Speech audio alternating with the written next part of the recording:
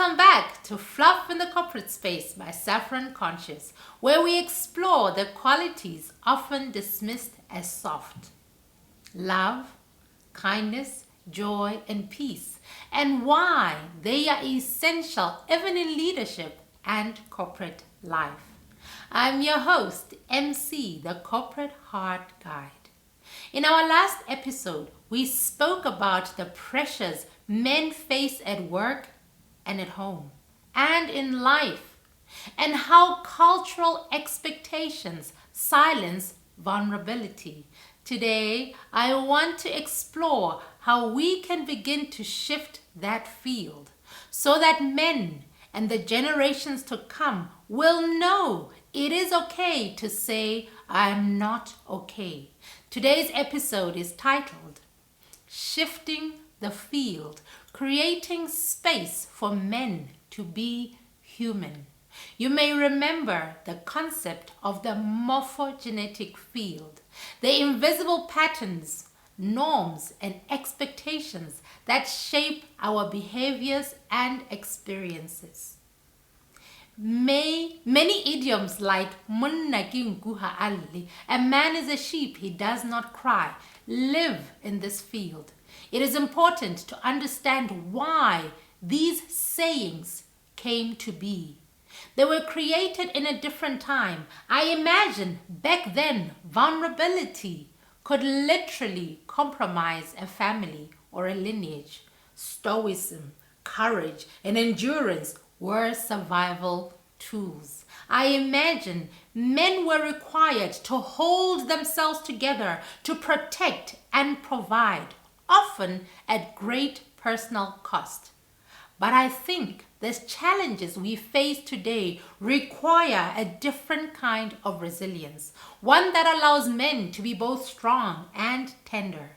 And so part of our work is to create new idioms, new language, new cultural codes, ways of speaking and thinking that honor the full humanity of men.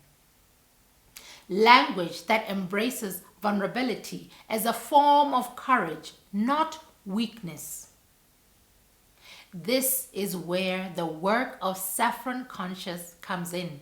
Through the Journey to Wholeness process, we help men and everyone begin to shift the field, starting from within.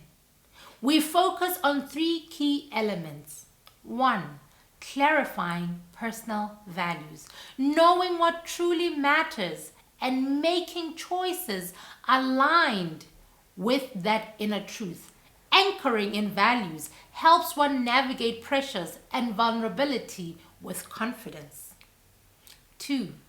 Cultivating circles of connection.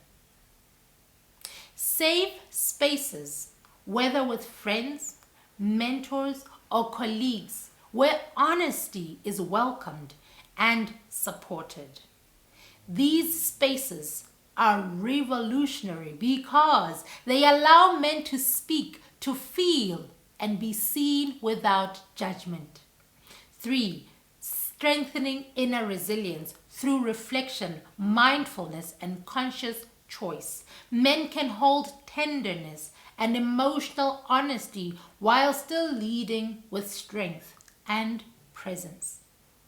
Each of these steps, though small, ripple into the morphogenetic field, slowly transforming cultural expectations so future generations of men can be fully human and fully alive. I invite you, especially if you are a man listening today, to pause and reflect.